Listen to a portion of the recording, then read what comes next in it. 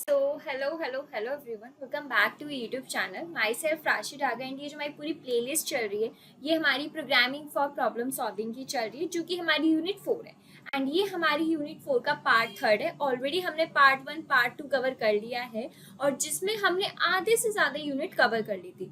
अगर आपको याद हो, मैंने आपको प्रीवियस यूनिट में भी ये वाली चीज़ आपको याद दिलाई थी कि ये जो हमारी यूनिट्स आ रही है ना, यूनिट 3 है, यूनिट 4 है, यूनिट 5, ये एक पर्टिकुलर यूनिट नहीं है। इसमें दो कॉन्सेप्ट्स अलग अलग मिक्सड हो रहे हैं। तो आप ये समझो, हमने यूनिट 3 जैसे बहुत लंबी पार्ट्स गए थे उसके, बट हम इस यूनिट के लंबे पार्ट्स नहीं जाएंगे, हम इसको थोड़ा लंबा ड्यूरेशन बढ़ा देंगे। बट हाँ, कॉन्सेप्ट्स हमारे स्टिल क्लियर ही होंगे, वो हमारी जो क्वालिटी वो नहीं घटेगी। ठीक है, तो ऑलरेडी हमारी जो फंक्शन थी, मैंने आपको जो आधी यूनिट कवर होनी थी फंक्शन पे, फंक्शन पार्ट 1 फंक्शन पार्ट 2 पढ़ा दिया। अब इसमें हम आधा फंक्शन कवर कर रहे होंगे एंड आधी हम अपनी searching and sorting. Sir yes, तो आपकी जो सर्चिंग एंड सॉर्टिंग है ना, वो यूनिट 4 का आधा टॉपिक है। मतलब आधा आपका फंक्शन से, आधा आपका सर्चिंग एंड सॉर्टिंग है। तो आपने आधी यूनिट हम इसमें कवर कर लेंगे, पार्ट 1 में आपने पूरी कवर कर ली, पार्ट 2 में कवर कर ली एंड हाफ पार्ट 3 में।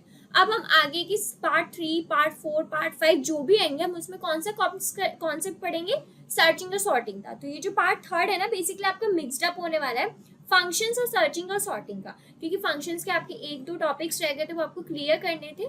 फिर हम उसके बाद नेक्स्ट मूव करेंगे सर्चिंग एंड सॉर्टिंग पर। एंड प्लीज़ मैं आपसे बोलूँगी, आप अपने नोट्स वगैरह बनाते रहना, और अगर जिसने वीडियोस नहीं देखी ना प्रीवियस वाली, प्लीज़ जाके चेकआउट कर लो, बिकॉज कॉन्सेप्ट्स ऐसे समझ नहीं आएंगे, सब ने एक दूसरे से लिंक्ड है, इसलिए बोल रही हूँ। ठीक है, और ये जो हमारा सर्चिंग एंड सॉर्टिंग वाला कॉन्सेप्ट होने वाला है, बहुत ज़्यादा इंटरेस्टिंग, बहुत मज़ेदार होने वाला है, क्योंकि यहाँ पे जो हम पढ़ेंगे ना, ये आपके माइंड को खोल देगा। आपके ना माइंड के जो ब्लॉकेज वगैरह जो बने हुए थे, बहुत अच्छे से क्लियर हो जाएंगे, जिससे आपको और नए अप्रोचेस पता चलेंगे कि अच्छा, ये वाली भी अप्रोच लग सकती थी हमारी कोडिंग में, ये वाली भी अप्रोच हो सकती थी। तो आपको बहुत सारी चीज़ें क्लियर होंगी। तो विदाउट एनी फर्दर डिले हम लोग स्टार्ट करते हैं। ठीक है, तो ये हमारे यूनिट 4 का पार्ट 3 है।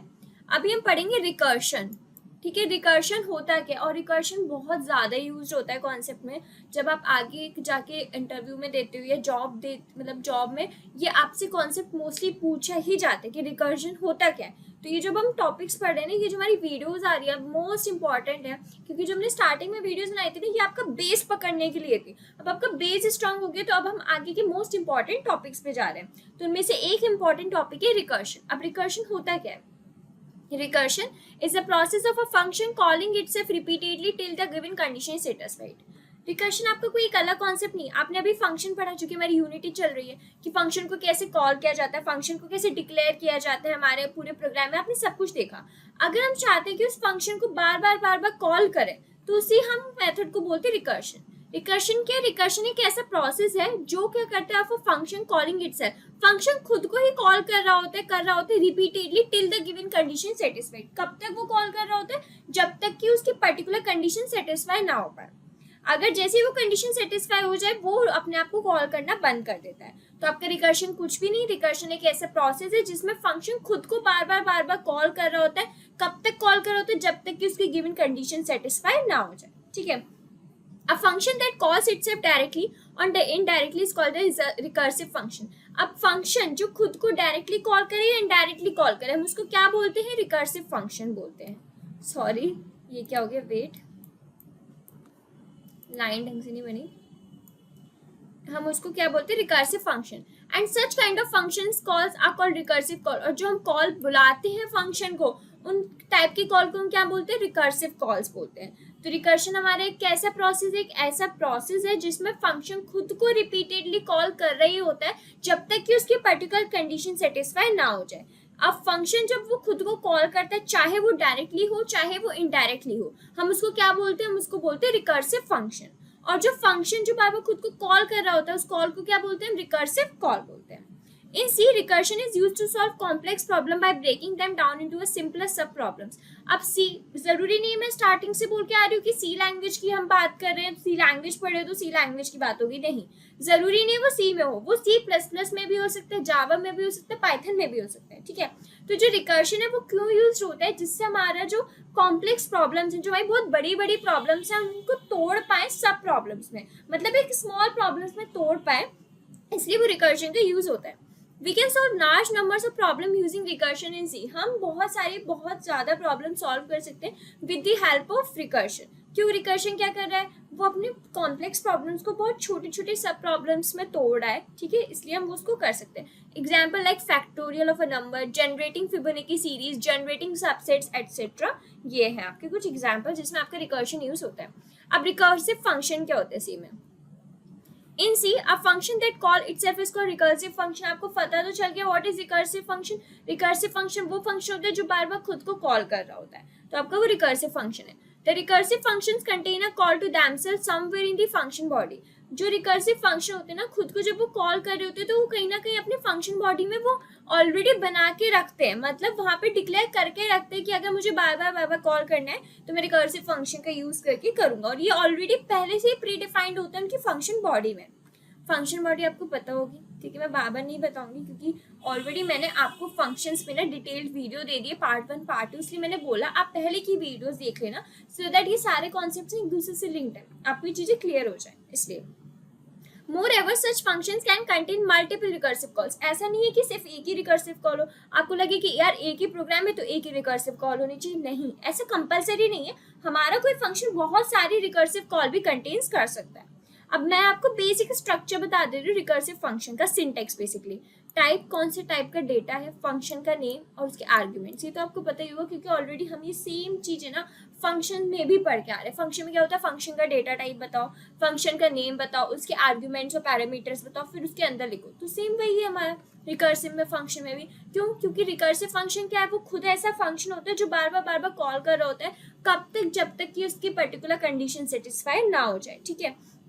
तो उसने डेटा टाइप बताया, उसने फंक्शन नेम बताया, आर्ग्यूमेंट्स दिए, फंक्शन के स्टेटमेंट्स दिए, कंडीशन बताई, फिर रिकर्सिव कॉल गई कि हाँ ये वाली कंडीशन आपको बार बार कॉल करनी है, खत्म। आई होप आपको क्लियर हो गया होगा सिंटेक्स रिकर्सिव फंक्शन का क्या है। डेटा टाइप बताना, फंक्शन का नेम बताना और उसके आर्ग्यूमेंट्स देना, ठीक है। फंक्शन के अंदर के स्टेटमेंट्स देना, क्या है स्टेटमेंट्स है, उसकी बेसिक कंडीशन लिखना और फिर रिकर्सिव कॉल जो आपको बार बार करवानी वो, ठीक है। तो यहीं पे अब आपका फाइनली फंक्शन खत्म हो गया है। हमने इसके आपका कोड इसलिए नहीं देखा बिकॉज ये इतना ज़्यादा नहीं पूछा जाता। थ्योरेटिकली आपके ना जो एग्जाम्स होते हैं उसमें थ्योरेटिकल कॉन्सेप्ट ज़्यादा पूछा जाता है, बट कोई नहीं, हम PYQs देखेंगे। अगर वहाँ पे कोई आपका कोड वगैरह आता है तो we will discuss here how to write a code, how to write a recursive code in C language. But still I think अब आपको कॉन्सेप्ट तो अच्छे से क्लियर हो गया होगा कि व्हाट इज रिकर्सिव फंक्शन। तो यहाँ तक हमारी सिर्फ 2 स्लाइड्स थी रिकर्सिव फंक्शंस पे, मतलब फंक्शंस पे बेस्ड। फिर अब हमारी नई आधी यूनिट स्टार्ट हो रही है which is searching and sorting, जो मैं आपको बता चुकी हूँ, जो कि आपके DSA का बहुत इंपॉर्टेंट पार्ट है, ठीक है। तो आई होप आपको फंक्शन वाले कॉन्सेप्ट सारे क्लियर हो गए होंगे कि कॉल बाय वैल्यू क्या है, कॉल बाय रेफरेंस क्या है, रिकर्सिव फंक्शन क्या है, फंक्शन को कैसे कॉल करोगे, फंक्शन को कैसे डिक्लेयर करोगे। आई होप आपको सारे कॉन्सेप्ट क्लियर हो गए होंगे, कोई डाउट नहीं बचा होगा, ठीक है। तो अब हम आगे बढ़ते हैं। अब आती है सर्चिंग एल्गोरिथम। तो अगर मैं सबसे पहले ये कूद जाऊं कि भाई हमारी ये सर्चिंग एल्गोरिथम है और हमें ये पर्टिकुलर सर्चिंग एल्गोरिथम पढ़नी है, समझ नहीं आएगा जब हमें मतलब ही नहीं पता होगा कि what is searching, what is sorting. Searching क्या है, सॉर्टिंग क्या है, दोनों के बीच का डिफरेंस क्या है, कि सर्चिंग की टर्मिनोलॉजीज क्या होती है, सॉर्टिंग की टर्मिनोलॉजीज क्या होती है। आप जब तक डिफरेंस ही नहीं बता पाओगे कि अच्छा ये वाली सॉर्टिंग का मतलब क्या है। तो हम बहुत बेसिक से चल रहे हैं जिससे आपको चीजें क्लियर हो। तो हम सबसे पहले एल्गोरिथम पे नहीं कूद जाएंगे सर्चिंग के, हम ये पढ़ेंगे कि व्हाट आर सर्चिंग एल्गोरिथम्स, ठीक है। तो सर्चिंग एल्गोरिथम्स आपकी क्या है? Searching is a fundamental process of locating a specific element और item within a collection of data. बहुत सारे डेटा का कलेक्शन है, अब आपको उसको पर्टिकुलर स्पेसिफिक आइटम या एलिमेंट को सर्च करना है, लोकेट करना है। तो किस लिए यूज होगा? सर्चिंग का यूज होगी। तो आपको नाम से क्लियर हो गया होगा कि सर्चिंग होती क्या है कि बहुत सारा हमारे पास डेटा पड़ा हुआ है, अब उस डेटा में आपको पर्टिकुलर एलिमेंट को लोकेट करना है, पर्टिकुलर आइटम को लोकेट करना है, then we will use a searching, ठीक है। This collection of data can take a various form. बहुत टाइप का डेटा हो सकता है, कोई भी होता है लाइक एरे हो सकता है, लिस्ट हो सकता है, ट्रीज हो सकता है, या कोई और भी अदर रिप्रेजेंटेशन हो सकती है, ठीक है। The primary objective of searching is to determine whether the desired element exists within the data and if so to identify its precise location and retrieve it. हमारा मेन ऑब्जेक्टिव क्या है searching का?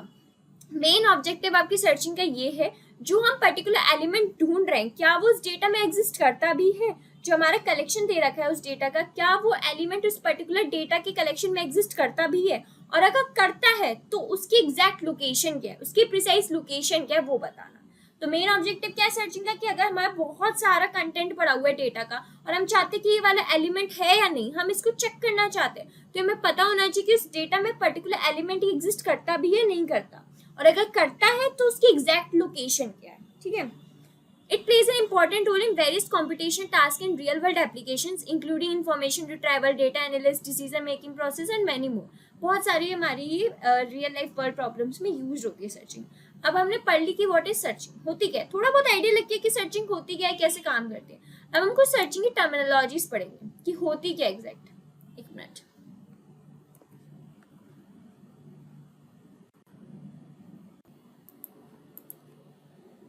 जी। अब हमारी कुछ सर्चिंग की terminology से पहली आती है target element. In searching, there is always a specific target element or item that you want to find within the data collection. This target could be a value or a record or a key or any other data entity of interest. Target element, अब मैंने बोला कि हमारा ये पूरा collection है, हमें कोई एलिमेंट ढूंढना है, तो हमारा वो एलिमेंट क्या हुआ, टारगेट एलिमेंट हुआ ना। हमें उस पूरे डेटा कलेक्शन में से ये वाला एलिमेंट टारगेट किया है, हमें ढूंढना है, तो हमारा टारगेट एलिमेंट हुआ। और जो टारगेट एलिमेंट है कुछ भी हो सकता है, कोई वैल्यू भी हो सकती है, कोई की भी हो सकती है, कोई रिकॉर्ड भी हो सकता है, कुछ भी हो सकता है। Second, search space. The search space refers to the entire collection of data within which you are looking for the target element. Depending on the data structure used, the search space may vary in size and organization. Search space आपको वो refer करता है जो पूरा intact collection है data का, जिसमें आप उस टारगेट एलिमेंट को ढूंढ रहे हो, वो आपका क्या सर्च स्पेस है। ऑफकोर्स नाम से समझ में आ रहा है, अगर ये पूरा हमारा डेटा का कलेक्शन है और हम इस पर्टिकुलर टारगेट एलिमेंट को इसमें ढूंढ लें, तो हमारा पूरा क्या हुआ, ये हमारा पूरा हुआ सर्च स्पेस। ठीक है, तो हमारा जो डेटा स्ट्रक्चर हम यूज कर रहे हैं उस पर भी हमारा सर्च स्पेस वेरी करता है, कि हम एरे यूज कर रहे हो तो उसका सर्च स्पेस अलग होगा, अगर हम लिंक्ड लिस्ट यूज कर रहे हैं तो उसका अलग होगा। तो हमारा टारगेट एलिमेंट तो हमें पता चल गया क्या होता है, कि पूरे डेटा कलेक्शन में से आपको जो एलिमेंट ढूंढना है वो आपका क्या होता है, टारगेट एलिमेंट होता है। आप उस पूरे डेटा कलेक्शन में से आप जो पर्टिकुलर एलिमेंट को ढूंढ रहे हो वो पूरा आपका क्या है, वो सर्च स्पेस है। थर्ड क्या आता है, complexity. Searching can have different levels of complexity depending on the data structure and the algorithm used. Complexity क्या होता है आपके टॉपिक में नहीं है, बट कॉम्प्लेक्सिटी भी बहुत इंपॉर्टेंट होती है जब हम डेटा स्ट्रक्चर पढ़ रहे होते हैं। कॉम्प्लेक्सिटी आपकी बहुत टाइप की होती है, बट मेनली हम जो पढ़ते हैं ना वो टाइम कॉम्प्लेक्सिटी, स्पेस कॉम्प्लेक्सिटी होती है। मतलब आपको उस कोड को रन करने में कितना टाइम लगा वो बताओ, और उस कोड को कितना जगह लगी वो बताओ, उसकी स्पेस कॉम्प्लेक्सिटी। तो आपकी कॉम्प्लेक्सिटी भी वेरी करती है अकॉर्डिंग टू सर्चिंग जो आप डेटा स्ट्रक्चर यूज कर रहे हो। ठीक है, the complexity is often measured in terms of time and space requirement. बताया ना आपकी जो कॉम्प्लेक्सिटी वो मेजरली किस में मेजर की जाती है, टाइम कॉम्प्लेक्सिटी या स्पेस कॉम्प्लेक्सिटी। बट ये दोनों जो कॉम्प्लेक्सिटी ना आपकी वेरी करती है आपका जो डेटा स्ट्रक्चर आप उसमें यूज कर रहे हो। ठीक है, fourth है deterministic versus non-deterministic. Some searching algorithm like binary search are deterministic, meaning they follow a clear systematic approach. हम जो पढ़ेंगे ना बाइनरी सर्च और लीनियर सर्च वर्ड आएगी, हम आगे पढ़ेंगे, हमारी सी स्लाइड में होगा, हम पढ़ रहे होंगे कि बाइनरी सर्च को हम कैसे सर्च करते हैं, लीनियर सर्च को हम कैसे सर्च करते हैं। तो हमारी कुछ सर्चिंग एल्गोरिथम्स होती है, जैसे बाइनरी सर्च डिटर्मिनिस्टिक होती है। डिटर्मिनिस्टिक मतलब ये बिल्कुल एक फॉलो करती है क्लियर सिस्टमैटिक अप्रोच। लाइक एक पहले ये वाला स्टेप होगा तो उसके बाद ये वाला स्टेप होगा, ये वाला स्टेप पहले नहीं हो जाएगा, सेकेंड स्टेप आप मतलब एक तरीके से आप ये समझ लो लाइक ये आपके स्टेप्स है, फर्स्ट स्टेप सेकंड स्टेप। आपका जब तक फर्स्ट स्टेप क्लियर नहीं होगा आपका सेकंड स्टेप नहीं बढ़ेगा आगे। ऐसे नहीं है कि आपको फर्स्ट स्टेप क्लियर ही ना हुआ सेकंड स्टेप बढ़ जाए, नहीं, पहले फर्स्ट क्लियर होगा फिर सेकंड बढ़ेगा। तो बाइनरी सर्च हमारा क्या डिटर्मिनिस्टिक अप्रोच है, वो ये बोलती है कि मैं सिस्टमैटिकली चीजों को करूंगी, फॉलो करूंगी क्लियर बात। और जो कुछ होती है जैसे लीनियर सर्च वो क्या होती है हमारी नॉन डिटर्मिनिस्टिक होती है, वो बोलती है as a we need to examine the entire search space in the worst case. वो क्या करती है, बहुत सारे केसेस होते हैं, बेस्ट केस होता है, वर्स्ट केस होता है, और आपका बेस्ट केस, वर्स्ट केस, और एक और केस होता है जो आपके वेरी करता है। तो जो हमारी जो लीनियर सर्च होता है जो कि नॉन डिटर्मिनिस्टिक है, जो क्या बोलते हैं मैं आपका एक follow clear concise path follow नहीं करूंगा, वो क्या कहते हैं पूरे सर्च स्पेस के वर्स्ट केस की एंटायर कॉम्प्लेक्सिटी निकालते हैं। ठीक है, अब आती है सॉर्टिंग एल्गोरिथम। अब आपने ये पढ़ ली सर्चिंग क्या होता है, सर्चिंग की टर्मिनोलॉजीज पढ़ ली, अब हमारी बारी आती है कि सॉर्टिंग क्या है, सॉर्टिंग एल्गोरिथम एग्जैक्टली होती क्या है। Sorting refers to rearrangement of a given array or a list of elements according to a comparison operator on the element. Sorting से समझ में आ रहा है, बहुत कॉमनली वर्ड यूज भी करते हैं अपनी डे टू डे लाइफ में, यार सॉर्ट करो मामला, यार प्लीज सॉर्ट खो जाओ। सॉर्ट मतलब प्रॉपरली जो भी बात बिगड़ी है उसको सॉर्ट एक असेंडिंग या डिसेंडिंग ऑर्डर में कर दो, ठीक है। अगर हम नॉर्मली लैंग्वेज में बोले तो हमारा सॉर्टिंग किसको रेफर करता है, rearrangement of a given array, जो हमारा एरे है या कुछ लिस्ट ऑफ एलिमेंट्स दे रखे उसको रीअरेंज करो according to a comparison operator on the element, जो भी उसके कंपैरिजन ऑपरेटर लगा हुआ है इस एलिमेंट के अकॉर्डिंग आप उसको रीअरेंज करो, सॉर्ट आउट करो। The comparison operator is used to decide the new order of elements in the respective data structure. जो आपका कंपैरिजन ऑपरेटर है वो क्या डिसाइड करता है कि जो ऑर्डर है एलिमेंट्स के वो किस ऑर्डर में होंगे रेस्पेक्टिव डेटा स्ट्रक्चर में। Sorting means reordering of all the elements either in ascending और डिसेंडिंग ऑर्डर। मैंने बोला सॉर्ट करो, यानी कि आप जो एलिमेंट सॉर्ट करोगे वो दो तरीके से होंगे, या तो वो असेंडिंग ऑर्डर में होंगे या डिसेंडिंग ऑर्डर में होंगे, ठीक है।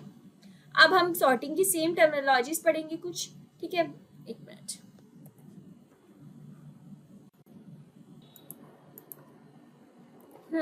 तो अब हम सॉर्टिंग की टर्मिनोलॉजीज पढ़ेंगे। पहला आता है in place sorting. An in-place sorting algorithm uses constant space for producing the output, modifies the given array only. It sorts the list only by modifying the order of the elements within the list. In-place sorting क्या होती है कि in-place sorting आपकी होती है जो आपकी list होती है, जैसे पर्टिकुलर array की लिस्ट एरिया आपको उसको सॉर्ट करनी है तो वो आपके वहीं पर सॉर्ट कर देती है, ठीक है, मॉडिफाई कर देती है ऑर्डर ऑफ एलिमेंट्स को जो कि आपकी लिस्ट में होते हैं। फॉर एग्जाम्पल सिलेक्शन सॉर्ट हो गया, बबल सॉर्ट हो गया, इंसर्शन सॉर्ट हो गया, हीप सॉर्ट हो गया, ये आपके सारे सॉर्टिंग के टाइप्स हैं, ठीक है। अभी इसमें से हम कुछ पढ़ेंगे भी। सेकंड आती है internal sorting. Internal sorting is when all the data is placed in the main memory और इंटरनल मेमोरी। इंटरनल सॉर्टिंग आपकी जब होती है जब आपका पूरा डेटा जो है कहाँ प्लेस्ड हो, इंटरनल मेमोरी में प्लेस्ड हो या मेन मेमोरी में प्लेस्ड हो। In internal sorting the problem can not take input beyond it size.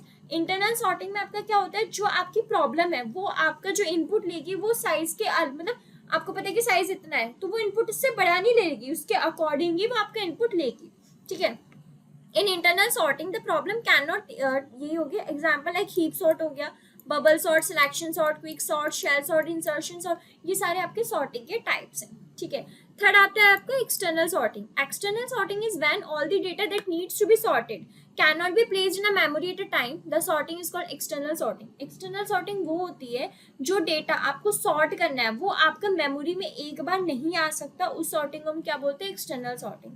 Internal sorting में क्या आता है, जो भी डेटा आपको सॉर्ट करना है वो आपकी मेन मेमोरी में प्रेजेंट होना चाहिए, इंटरनल मेमोरी में, ठीक है। एक्सटर्नल सॉर्टिंग में क्या बोल रहे हैं, जो आपका डेटा है जो आपको सॉर्ट होना है वो आपका मेमोरी में एक बार नहीं आ सकता, हम उसको बोलते हैं external sorting. External sorting is used for the massive amount of a data. जब आपका डेटा बहुत ज्यादा होता है ना, जब हमारा एक्सटर्नल सॉर्टिंग यूज होती है। फॉर एग्जाम्पल मर्ज सॉर्ट हो गया, tag sort, polyphase sort, four tape sort etcetera, ठीक है। स्टेबल सॉर्टिंग कौन सी होती है, when two same data appears in the same order in sorted data without changing their position is called stable sort. Stable sort आपकी वो होती है जब आपके दो डेटा हैं सेम ऑर्डर के, वो भी सॉर्टेड डेटा के, बिना किसी पोजीशन के आपको अपीयर हो जाए, वो आपके होते हैं स्टेबल सॉर्ट। मतलब दो डेटा है, उनका पोजीशन सेम है, उनका ऑर्डर सेम है, उनका डेटा भी सॉर्टेड है, तो वो आपकी कैसी होगी, स्टेबल सॉर्टिंग होगी, ठीक है। Like merge sort, insertion sort, bubble sort etcetera. Unstable sorting क्या होती है, when two same data appear in the different order in sorted data. आपके दोनों डेटा सेम है बट उनका ऑर्डर डिफरेंट है सॉर्टेड डेटा में, तो आपकी क्या हो गया, अनस्टेबल डेटा सॉर्टिंग हो गई। Like quick sort, heap sort और शेल सॉर्ट। मतलब बहुत बेसिक है, आपको नेम से समझ में आ रहा होगा कि स्टेबल सॉर्ट कौन सा होता है, अनस्टेबल सॉर्ट कौन सा होता है, ठीक है। स्टेबल सॉर्ट आपका वो हो गया जब आपके दो डेटा हैं, उनका ऑर्डर भी सेम हो, उनके डेटा भी सॉर्टेड हो, उनकी पोजीशन भी सेम हो, तो वो आपका सॉर्टेड डेटा है। बट अनसॉर्टेड में क्या होता है, जब आपके दो डेटा हैं उनके जो ऑर्डर है वो डिफरेंट हो, सॉर्टेड डेटा में आप उनको बोलते हो अनस्टेबल डेटा, ठीक है, सॉर्टिंग। अब हमारी आती है लीनियर सर्चिंग। हमने पढ़ ली कि what is searching, what is sorting, उन दोनों की टर्मिनोलॉजीज। अब हम सर्चिंग में पहला वाली टाइप पढ़ रहे हैं जो यहाँ पे हमने डिस्कस भी करा था, लीनियर सर्च, ठीक है। हमारी लीनियर सर्च होती क्या है, अब हम पढ़ते हैं linear search. Finding pieces within a collection is a typical task in the world of a programming. The linear search is one of the most elementary and basic search method. अगर हमें finding a piece, किसी भी चीज के piece find करने बहुत बड़े collection में, मैंने बताया ना बहुत सारा बड़ा कलेक्शन दे रखा है, आपको टारगेट एलिमेंट फाइंड करना है, उसमें बहुत ज्यादा टिपिकल टास्क है आजकल की प्रोग्रामिंग में। बट अगर हम इसी को मैं बोलूँ, मैं इस टास्क को आपको इजी बना सकती हूँ with the help of searching, तो द लीनियर सर्च आपकी बहुत ज्यादा एलिमेंट्री और बेसिक सर्च मेथड है, ठीक है। The fundamental search technique known as linear search that scans every element in a collection until the required element is discovered or the collection has been thoroughly searched. क्या बोलते हैं linear search? Linear search आपके हर एक element को scan करता है, collection जो भी आपका पूरा कलेक्शन है उसमें जितने भी एलिमेंट्स हो वो हर एक एलिमेंट को वो स्कैन करेगा। कब तक करेगा? जब तक कि वो जो आपका रिक्वायर्ड एलिमेंट, जो टारगेट एलिमेंट है, उस कलेक्शन में से सर्च ना हो जाए। मतलब आपने पूरा कटोरा दे रखा है, उसमें कलेक्शन है डेटा का, एंड आपने बोल दिया कि मेरे को ये टारगेट एलिमेंट है, मेरे को ये चीज चाहिए। वो आपका लीनियर सेट जब तक सर्च करता ही रहेगा जब तक कि उसको वो वाला एलिमेंट पर्टिकुलरली ना मिल जाए। It is often refer to a sequential search. हम इसको सिक्वेंशियल सर्च भी बोलते हैं लीनियर सर्च को। व्हेन डीलिंग विद शॉर्ट और unordered list, this algorithm is specially helpful. जब हम कोई short list of data element से हैंडल कर रहे होते हैं या कोई ऐसी लिस्ट जो अनऑर्डर्ड है, तो आपका उस समय क्या लीनियर सर्च बहुत काम आता है। Linear search algorithm works in the following straightforward manner. First, starting from the collection commencement, आपको जो भी कलेक्शन है पहले आपको वो देखना है। Compare with the target element, compare the current element. आपने कलेक्शन देख लिया, अब आपको पता है कि ये मेरा टारगेट एलिमेंट है, तो आपने टारगेट एलिमेंट को लिए जो एलिमेंट पहले उठाए उन दोनों को कंपेयर करोगे कि ये दोनों सेम है। रिटर्न द एलिमेंट्स इंडेक्स और location if a match is discovered. अगर सेम है तो वो जिस पोजीशन पे मिला है, जो लोकेशन है उस एलिमेंट की, वो आप उसको ले पता कर लोगे। फिर आप क्या करोगे? Return the appropriate indication if the collection conclusion reached without a match. अगर आपको मिल जाती तो अच्छी बात है, बट अगर आपको नहीं मिलती तो आप क्या कर दोगे? -1 रिटर्न कर दोगे, या कोई सा भी आप चीज रिटर्न कर दोगे। ठीक है, अभी हम इससे कोड से देखते, कोड से चीजें ज्यादा क्लियर होंगी, बट हम कोड से पहले ना मैं आपको एक चीज समझाना चाहती हूँ। वेट, ये देखो, ये एक एग्जांपल लिया मैंने, working of a linear search. ठीक है, जिससे आपको ना थोड़ा समझ में आ जाए शायद। हाँ, या तो ये हमारा कुछ एलिमेंट है। ठीक है, एरे में 70, 40, 30, 11, 59, 41, 25, 14, 52, और ये आपके ऊपर, इसके ऊपर इंडेक्स लिखे। मैंने बोला आपको एलिमेंट के 41 सर्च करना है। अब 41 किस पे? 5th पोजीशन पर है। ठीक है, तो आपको वो सर्च करना है, ये मैंने आपको बोल दिया। फिर आपने क्या करा? आपने स्टार्ट करा पहले एलिमेंट से, कंपेयर करा क्या ये 70 आपके इक्वल है जो आपको के एलिमेंट चाहिए था। द वैल्यू ऑफ के आपको पता है 41 is not match the first element of the array. पहले वाले एलिमेंट से तो मैच नहीं करा, तो उसने क्या करा? वो सेकंड एलिमेंट पे मूव हो जाएगा। ठीक है, फिर उसने सेम देखा, क्या सेकंड वाला मैच हुआ? नहीं हुआ, वो थर्ड वाले पे मूव हो जाएगा। फिर उसने थर्ड वाला चेक किया, क्या थर्ड वाला मैच हुआ? नहीं हुआ। आपको तो क्या चाहिए? 41 चाहिए, मैच नहीं हुआ। फिर वो फोर्थ वाले पे आ जाएगा, तो उसने देखा क्या के मैच हुआ? नहीं हुआ। 11 है, आपको 41 चाहिए, फिर वो नेक्स्ट पे आ जाएगा। क्या 57 मैच हुआ? नहीं हुआ, फिर से वो नेक्स्ट पे आ जाएगा। अब वो है 41 पे, जो कि आपको फाइनल एलिमेंट था। ठीक है, तो आपको समझ में आया मैं क्या कहना चाह रही हूँ? मैंने ये कहा आपका जो लीनियर सर्च है वो क्या बोलता है? वो कोई से भी डेटा का कलेक्शन हो, वो पर्टिकुलर टारगेट एलिमेंट को लेता है और एक करंट एलिमेंट को कंपेयर करता है, क्या ये इक्वल है? अगर इक्वल है तो बहुत अच्छी बात है, नहीं है इक्वल तो आप उसको एक नंबर आगे बढ़ा देते हो। सिंपल है आपका लीनियर सर्च। ठीक है, आई होप आपको ना समझ में आ गया होगा कि व्हाट एग्जैक्टली इस लीनियर सर्च इज। ठीक है, अब हम कोड से देखते हैं, कोड से हम समझने का ट्राई करते हैं। हम एक काम करते हैं, कोड लिख लेती हूँ जिससे आपको बहुत अच्छे से समझ में आ जाए। ठीक है, वेट, तो हम अपना VS कोड खोल लेते हैं। ठीक है,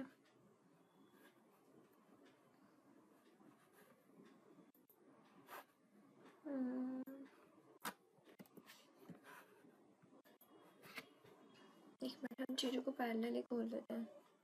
ठीक है, पहले मैं कोड यहाँ पे लिख लेती हूँ, फिर मैं आपको कोड एक्सप्लेन करती हूँ। ठीक है, एक मिनट।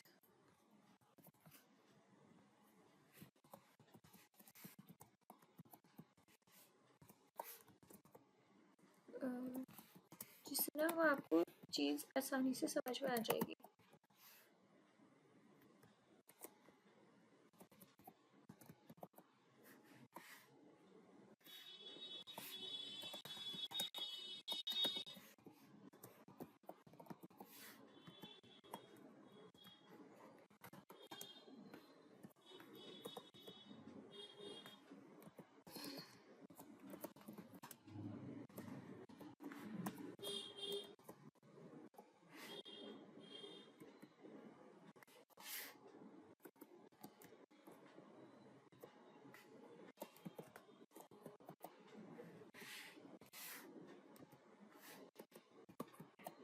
ये ना जो है ये बहुत ज़्यादा पूछा जाता है जब भी आप मतलब अपना वो दोगे ना इंटरव्यू वगैरह ये चीज़ें ना बहुत पूछी जाती हैं, तो मेक श्योर कि आप ना इन कॉन्सेप्ट्स को बहुत ध्यान से समझो, ठीक है।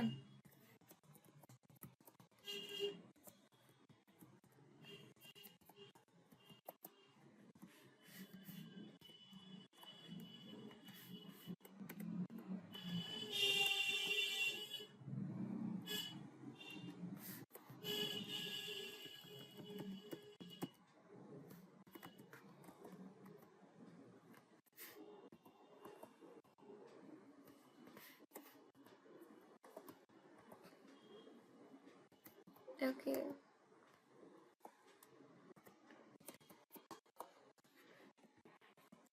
अभी आपको लग रहा होगा ये मैं क्या कर रही हूँ, बट अभी जब मैं आपको सिखाऊंगी ना, समझाऊंगी, तो वो आपको समझ में आ जाएगा कि what I am doing right now.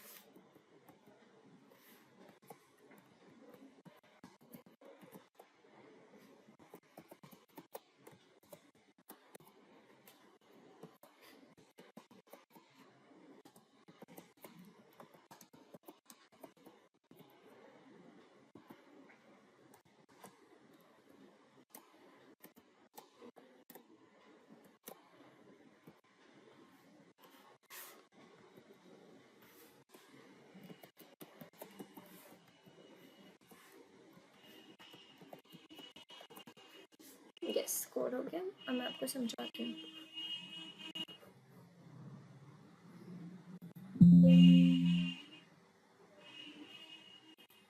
एक मिनट।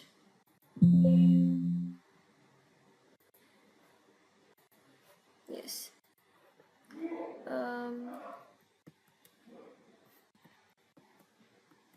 यस, अब आपको समझ में आएगा। तो सबसे पहले हमारा same header file hashtag include studio dot H. आपने फिर लीनियर सर्च करे तो आपको उसने फंक्शन का नेम दिया लीनियर सर्च। एरे है, इंटीजर, टारगेट है, आपने डिफाइन कर दिया आर्ग्यूमेंट्स। आपने बोला आप इंट आई एक और डिफाइन करो। आपने बोला लूप चलाओ जब तक कि हमारा वो पर्टिकुलर एलिमेंट फाइंड ना हो जाए। मैंने बोला ओके। फिर मैंने बोला उस एलिमेंट जो है, जो हमारा करंट एलिमेंट है और जो हमारा टारगेट एलिमेंट, अगर वो इक्वल हो रहा है तो आप उस एलिमेंट को रिटर्न कर दो, वरना -1। याद है, मैं टर्मिनोलॉजी में भी पढ़ा था कि अगर हमारे ये वाला एलिमेंट जो टारगेट एलिमेंट है, अगर हमारे करंट एलिमेंट से मैच हो रहा तो एलिमेंट हमें रिटर्न कर दो, अदरवाइज हमारा -1 रिटर्न कर दो। सेम ये। फिर आपने एरे डिफाइन कर, जिस एरे में आपको सर्च करवाना है, आपने उसका साइज बताया एरे का, और जो आपको पर्टिकुलर एलिमेंट सर्च करवाना है उसका। आपने टारगेट दिया, 8 टारगेट है। आपने फिर वही जो आपने फंक्शन को कॉल किया था, आपने वो फंक्शन यहाँ पे लिखा और उसको आपने रिजल्ट में स्टोर करवा दिया, ठीक है। अब आपको फंक्शन कॉल भी तो करना पड़ेगा ना, वहां कहाँ स्टोर करवा दिया अपने रिजल्ट में। आपने बोला अगर हमारा रिजल्ट उसके इक्वल है -1 के तो कर दो, नहीं मिला हमें, और अगर नहीं है तो बता दो कि एलिमेंट आपको मिल गया और उसका इंडेक्स क्या है। आई होप आपको चीजें समझ में आ गई होंगी क्या मैं बोलना चाह रही हूँ। बहुत आसान है। क्या है, सबसे पहले आपने मेन फाइल डिफाइन करी, हाई फाइल जो आपकी थी वो आपने डिफाइन करी। उसके बाद आपने फंक्शन बनाया लीनियर सर्च का, जिसमें आपने एरे बताया कि हम उसमें एरे देने वाले, हमारा नंबर होगा, उसमें हमारी टारगेट वैल्यू होगी। फिर आपने उधर एक इंटीजर डिफाइन करा। आपने बोला हम एक लूप चला रहे, लूप जब तक चलती रहेगी जब तक हमारा पर्टिकुलर एलिमेंट फाइंड नहीं हो जाएगा। मैंने बोला ओके। फिर मैंने बोला कि हमारा टारगेट एलिमेंट जो है वो हमारे करंट एलिमेंट के इक्वल हो रहा है तो आप वो एलिमेंट हमें प्रिंट कर दो, अगर नहीं हो रहा तो आप क्या रिटर्न करवा दो, -1 रिटर्न करवा दो। ओके। फिर हम मेन फंक्शन में आए। हमने मेन फंक्शन में एक्चुअल एरे डिफाइन करा।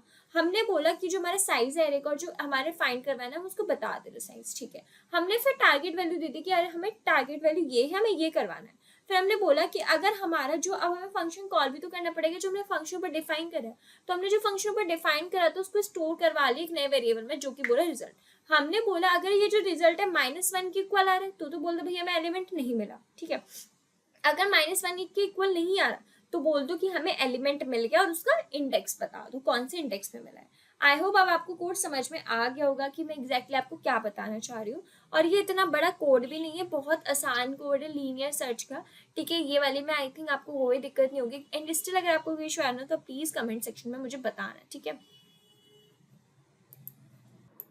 ठीक है, होप आपको समझ में आ गया होगा, इतना आपको इशू नहीं होगा। तो हमारा यही है, यही मेन फंक्शन था जो हम यहाँ पे बता रहे थे, ठीक है।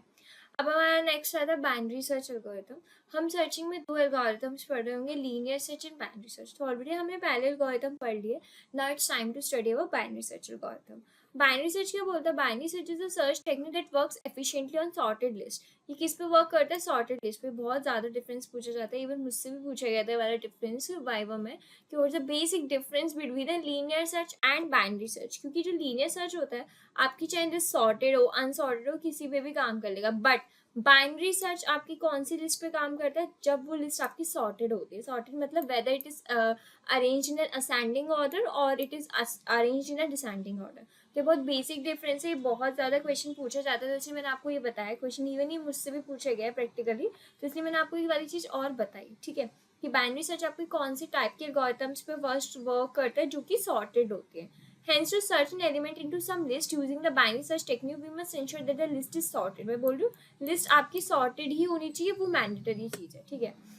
Binary search follows the divide and conquer approach in which the list is divided into 2 halves and the item is compared within the middle element of the list. Binary search जो है ना वो divide and conquer वाला element approach follow करता है, कि आपकी जो list होती है ना, आप उसको list में ना, उस list को particularly 2 उसमें डिवाइड करते हैं, 2 उस हाफ में। पहला जो होता है उस आइटम को हम कंपेयर कर रहे होते हैं बाकी जो लिस्ट होती है। अब आप समझ नहीं पा रहे हो कि क्या मैं बताती हूँ। आपका जो बाइनरी सर्च की जो लिस्ट होती है वो सॉर्टेड होती है, हम उसको डिवाइड एंड कॉन्कर वाली अप्रोच लगाते हैं। बेसिकली हम क्या करते हैं, उस लिस्ट को 2 हाफ से डिवाइड करते हैं, ठीक है। और जो आइटम जो हमें कंपेयर करना होता है वो हम अपने मिडिल एलिमेंट से कंपेयर कर रहे होते हैं। कैसे, मैं बताऊंगी अभी। If the match is found, अगर हमें मैच मिल जाता है तो हम उस मिडिल एलिमेंट की लोकेशन रिटर्न कर देते हैं। अगर हमें मैच नहीं मिलता फिर हम उसके मिडिल एलिमेंट से आगे की अप्रोच अपनाते हैं। कैसे क्या होता है मैं बताती हूँ। ये तो है कोड आगे, पहले मैं आपको वो चीज़ समझा दूँ, रुको। देखो फॉर एग्जाम्पल आपका ये एरे 2, 5, 8, 12, 16, 20 जिसको आपको बता दिया इंडेक्स में। हम क्या करते हैं, जब हम बाइनरी सर्च होते हैं ना तो हम इसमें 3 चीज़ें पढ़ते हैं, एक लो, हाई और मिड, ठीक है। हम क्या करते हैं, जब हम पहला ये हमारे ना पासिस में चल रही होती है, पासिस बोल दो या स्टेप्स में चल रही होती है। आपका एक एरे दे रखा है, अब आप क्या करोगे, उसका लो देखोगे उसका हाई देखोगे। और मिड आपको कैसे पता है, मिड कैसे निकलता है, low plus high upon 2। Basically average निकाल लो, आप लो प्लस हाई करोगे उसका एवरेज निकाल दोगे। तो आपने अभी तक पहला स्टेप है तो आपने पहले 2 लिया लो और हाई लिया आपने 91। आप उन दोनों को प्लस करोगे डिवाइड करोगे 2 से, क्या वो एलिमेंट ये आ रहा है जो आपको फाइंड करना है? अगर आ रहा है तो ठीक है, नहीं आ रहा तो आप क्या करोगे, जो आपका मिड आया होगा, जैसे मिड आया आपका 4, जैसे आपने करा 9 और 0, 9 और 0 क्या, 9, 2 से डिवाइड करा 4 आया, 4 पे आपने देखा 16, पर आपको तो 23 चाहिए था तो आया नहीं। अब आप उसके आगे वाले एलिमेंट से शुरू करोगे, आपने देख लिया मिड तक तो आया नहीं, तो यानी कि ऑफकोर्स मिड के पीछे वाले नंबर में नहीं आने वाला है, तो अब आप मिड के आगे वाले नंबर से शुरू करोगे। तो अब आपका लो क्या हो जाएगा, लो 5 होगा, हाई 9 ही होगा। फिर आप मैच करोगे तो आपने देखा 7 आ गया, जो आपको चाहिए था, आपको चाहिए था 20 थी, बट ये तो 56 आ गया, ये तो ज्यादा आ गया। फिर अब आप क्या करोगे, आप एक पीछे मिड के जाओगे, ठीक है। मतलब बेसिकली आप ये समझो, मैं बताती हूँ,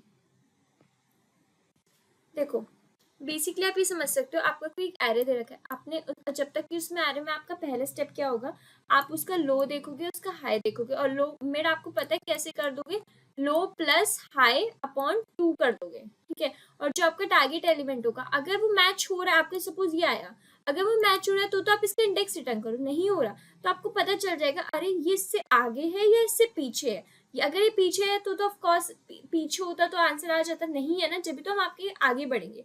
फिर हमारा नेक्स्ट स्टेप में क्या होगा, ये हमारा लो हो जाएगा और ये हमारा हाई हो जाएगा, सेम निकालेंगे। अब हमने देखा नहीं यार ये जो था हमारा पीछे छूट गया, अब हमारा हाई ज्यादा हो रहा है, फिर हम क्या कर देंगे, जो हमारा हाई था उस हाई को एक नंबर कम कर देंगे। समझ में आ रहा है? वो आप कर लोगे, जब आप क्वेश्चंस की प्रैक्टिस करोगे हो जाएगा। आई थिंक आपको बेसिक चीज पता चल गई होगी कि आपको जब एरे नया नया मिलता है तो आपको क्या करना होता है, इसका लो और हाई देखना होता है, फिर लो और हाई से आप मिड निकालते हो, उसको कंपेयर करते हो। अगर आपके वो टारगेट एलिमेंट के बराबर है तो आप उसको एग्जैक्ट रिटर्न कर देते हो, अगर वो नहीं है फिर आप देखते हो कि वो पीछे है या आगे। अगर पीछे तो होगा नहीं, अगर पीछे तो पीछे चलोगे हाई के, अगर आगे तो आप लो को आगे बढ़ाओगे। ठीक है, आई होप आपकी चीज क्लियर हो गई होगी।